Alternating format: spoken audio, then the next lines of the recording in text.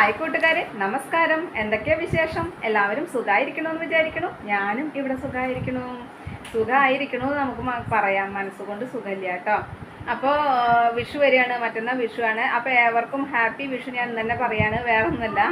വിഷു ആയിട്ട് ഞാൻ ആശുപത്രി വാസത്തിന് പോവുകയാണ് കേട്ടോ. അപ്പോൾ അമ്മേനെയും കൊണ്ട് പോകാൻ നിൽക്കുകയാണ്. അപ്പോൾ പോകുന്നതിന് മുൻപ് ഒന്ന് ഞാൻ വീഡിയോ ഇട്ടു എന്ന് മാത്രം. അപ്പോൾ ഈ വർഷത്തെ എൻ്റെ എല്ലാ വിശേഷങ്ങളും ഹോസ്പിറ്റൽ തന്നെയാണ്. അപ്പോൾ ഇതും ഹോസ്പിറ്റൽ തന്നെയാണ്. എന്തായാലും പോവുകയാണ്. അപ്പോൾ അഡ്മിഷൻ രാവിലെ പോയിട്ട് നമ്മൾ റിസൾട്ടൊക്കെ കാണിച്ചു. അഡ്മിഷൻ പറഞ്ഞപ്പോൾ ഞാൻ ഡോക്ടറോട് പറഞ്ഞു, സാറേ ഞാൻ വീട്ടിൽ പോയിട്ട് അമ്മയ്ക്ക് എന്തെങ്കിലുമൊക്കെ ഭക്ഷണമൊക്കെ കൊടുത്തിട്ട് വരാമെന്ന് പറഞ്ഞു. ശരിയെന്ന് പറഞ്ഞിട്ട് വിട്ടതാണ്. അപ്പോൾ ഇത് ഇറങ്ങാൻ നോക്കുകയാണ്. അങ്ങനെ പോയിട്ട് ഇനിയിപ്പോൾ അമ്മയ്ക്ക് കാനിലൊക്കെ വീണ്ടും കുത്തണം. ഇനി ഞാൻ അഴിച്ചിട്ടേ ഉള്ളൂ. അപ്പോൾ ആൻറ്റിബയോട്ടിക് ഇഞ്ചക്ഷനൊക്കെ കഴിഞ്ഞിട്ട് ശനിയാഴ്ച രാവിലെ അഴിച്ചിട്ടേ ഉള്ളൂ.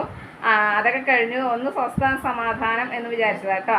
അപ്പോൾ ഇങ്ങനെയാണ്. അപ്പോൾ എന്തായാലും നമുക്ക് വിധിച്ചത് നമ്മൾ അനുഭവിച്ചേ തീരില്ല. അത് മറ്റൊരാൾക്ക് നമുക്ക് പങ്കുവെക്കാനോ അല്ലെങ്കിൽ മറ്റൊരാളുടെ നമുക്ക് അത് കുറച്ച് സമയത്തേക്കൊന്ന് മാറ്റി പിടിക്കുമോ നമുക്ക് ചോദിക്കാൻ പറ്റില്ലല്ലോ. അപ്പോൾ അതിലൂടെയൊക്കെ ഞാൻ ഉൾക്കൊള്ളുകയാണ്. അതൊന്നും എനിക്ക് വിഷമമില്ല. അപ്പം ഞാൻ ഇങ്ങനെ ടെൻഷൻ അടിക്കുമ്പോൾ എല്ലാവരും എന്നോട് പറഞ്ഞു ഞാൻ ഭയങ്കരമായിട്ട് ക്ഷീണിച്ച് പോവുകയാണ്, മുടി മുഴുവൻ കൊഴിഞ്ഞു പോയേക്കണമെന്നൊക്കെ പറഞ്ഞു. അപ്പോൾ എനിക്കും മനസ്സിലാവണുണ്ട്, അല്ലെങ്കിൽ എല്ലാവരോടും ചോദിക്കുമ്പോൾ എനിക്കത് അവർ പറയുന്നത് ശരിയാണെന്ന് എനിക്ക് അറിയാതെയല്ല. പക്ഷേ ചിലവർ ആരും എന്നെ മനസ്സിലാക്കണില്ല. ടെൻഷൻ എന്ന് പറയുന്നത് നമുക്ക് അസുഖം ഉണ്ടല്ലോ അല്ലെങ്കിൽ അങ്ങനെയാണെന്നുള്ള ടെൻഷനല്ല കേട്ടോ. രാത്രിയും പകലും ഞാൻ തന്നെ ഉറക്കൊഴിക്കുക, അല്ലെങ്കിൽ കാര്യങ്ങൾ ചെയ്യുക. പിന്നെ ഇത്തിരിയെങ്കിലും കാര്യങ്ങൾ തിരിച്ചറിവുള്ള ഒരാളാണെന്ന് വെച്ചാൽ നമുക്ക് ബുദ്ധിമുട്ടില്ല. നമ്മൾ അടുക്കളയിൽ പണിയെടുക്കുന്ന സമയത്ത് പോലും എൻ്റെ കണ്ണും മനസ്സും ശ്രദ്ധയും ഇവിടെ തന്നെ എത്തണം എന്ന് പറയുമ്പോൾ ഇവിടെ എത്തി. പിന്നെ ഞാൻ എപ്പോഴും പറയുന്നത് പോലെ തന്നെ ഒന്ന് യൂറിൻ പാസ് ചെയ്യാനുള്ളൊരു മനസ്സമാധാനം പോലും ഇല്ലാത്തൊരവസ്ഥയിലാവുമ്പോൾ നമുക്ക് മാനസികമായിട്ട് ആ ടെൻഷൻ എനിക്ക് എങ്ങനെ ആരോട് എന്ത് പറഞ്ഞു തീർക്കണം എന്നെനിക്കറിയില്ല. അപ്പോൾ എന്തും ഏതും നമ്മൾ ആ അനുഭവങ്ങളിലൂടെ കടന്നു പോകുന്നവർക്ക് അല്ലെങ്കിൽ അത് അനുഭവങ്ങളിലൂടെ അനുഭവിച്ചവർക്കേ മനസ്സിലാവുള്ളൂ. അല്ലാത്തവർക്ക് എപ്പോഴും ഇങ്ങനെ ചോദിക്കുമ്പോൾ അവരും കുറ്റം പറയാൻ പറ്റില്ല. അവർക്ക് അറിയാത്തത് കൊണ്ടാണ് അവർ ചോദിക്കുന്നത്. നമ്മൾ ജനിച്ചാൽ മരണമുണ്ട് അതല്ല പറയുന്നത്.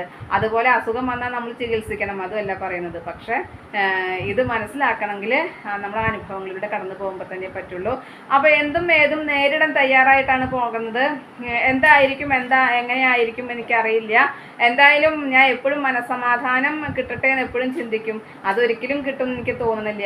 അപ്പം ഞാൻ ഹോസ്പിറ്റലിൽ വന്നപ്പോൾ അവരൊക്കെ എന്നോട് ഇങ്ങനെ അവർക്ക് ആകെ എൻ്റെ അവസ്ഥ ആലോചിച്ച് അവർക്ക് തന്നെ ടെൻഷനായപ്പോൾ ഞാൻ പറഞ്ഞു, ഇവിടെ വരച്ച വര നന്നായിരിക്കണം, അതില്ല എന്നുണ്ടെങ്കിൽ ഏത് കരണ്ടിയിൽ ജനിച്ചിട്ടും കാര്യമില്ല ഞാൻ പറഞ്ഞു. അപ്പോൾ ഞാൻ നിങ്ങളോട് ഞാൻ അങ്ങനെ ഒന്ന് പറയട്ടെ വെച്ചിട്ട് വന്നതാണ്. അപ്പോൾ പറ്റുമെങ്കിൽ എനിക്ക് വീട്ടിലേക്ക് ഇടയ്ക്കൊന്ന് വരാൻ പറ്റുന്ന സമയമൊക്കെ വെച്ചാൽ ഞാൻ പറ്റുമെങ്കിൽ ഞാൻ വീഡിയോ ഇടും. അതുപോലെ തന്നെ വിഷു എനിക്ക് ഇനി അങ്ങനെ ഇടാൻ പറ്റുക ഞാൻ പറയും. ഇല്ലെങ്കിൽ മുൻകൂട്ടിയിട്ട് എൻ്റെ എല്ലാ കൂട്ടുകാർക്കും വിഷു ആശംസകൾ. അപ്പോൾ ഞാൻ പറഞ്ഞു രുക്കുൻ്റെ അടുത്ത് സാധനങ്ങളൊക്കെ ഞാൻ വേഗം പാക്ക് ചെയ്ത് വെക്കട്ടെ. ഇന്ന് കാലത്ത് ഞാൻ എല്ലാം മാറ്റി വെച്ചേള്ളൂ. ഒന്ന് ആലോചിച്ച് നോക്കണം. ഇന്ന് കാലത്ത് എല്ലാം മാറ്റി വെച്ച് എല്ലാ കിറ്റുകളൊക്കെ ഒഴിവാക്കി, അതായത് കിറ്റുകളെല്ലാം കൊണ്ടുപോകുന്ന ബിഗ് ഷോപ്പറുകളൊക്കെ ഒഴിവാക്കി, അതുപോലെ പഞ്ചസാര ഇതെല്ലാം ഞാൻ മാറ്റി വെച്ചതാണ് കേട്ടോ. അപ്പോൾ പ്രജിച്ചിരിക്കുക ഞാൻ വീണ്ടും ഇതൊക്കെ എടുത്ത് വെക്കുന്നത് കാണുമ്പോൾ. അപ്പോൾ അതുപോലെ തന്നെ ഞാൻ പറഞ്ഞു എവിടെയും പോയി നിൽക്കാനുള്ള സാഹചര്യം ഇല്ല, ഒരു വീട്ടിലേക്കും വിരുന്ന് പോകാനുള്ള സാഹചര്യം ഇല്ല, അല്ലെങ്കിൽ ആര് വിളിച്ചാലും എനിക്ക് പോകാൻ പറ്റണില്ല. അപ്പോൾ എനിക്ക് ആകെ വിരുന്ന് പോകാനുള്ള സ്ഥലം ഇപ്പോൾ ആശുപത്രിയാണ്. അപ്പോൾ ഞാൻ ആശുപത്രി വാസത്തിന് പോവുകയാണ്, ഞാൻ വിരുന്ന് പോവുകയാണ് ആശുപത്രിയിലേക്ക് എന്ന് പറഞ്ഞു ഞാൻ. അപ്പോൾ അങ്ങനെ ഇന്നത്തെ എൻ്റെ വിശേഷം ഇത്രയൊക്കെ തന്നെയുള്ളൂ. എൻ്റെ കൂട്ടുകാർക്ക് ഇഷ്ടമായി ഉണ്ടാവും എന്ന് വിചാരിക്കണം. ഇഷ്ടപ്പെട്ട് കഴിഞ്ഞാൽ ലൈക്ക് ചെയ്യുക, ഷെയർ ചെയ്യുക. അതുപോലെ പുതിയതായി കാണുന്ന ഏതെങ്കിലും കൂട്ടുകാരുണ്ടെങ്കിൽ സബ്സ്ക്രൈബ് ചെയ്യാൻ മറക്കരുതേ. അടുത്തൊരു വിശേഷമായി വേഗത്തിൽ വരുന്നതാണ്. അതുവരേക്കും നന്ദി, നമസ്കാരം. നിങ്ങളുടെ സ്വന്തം ജോ. വീണ്ടും കാണാം. Bye, see U.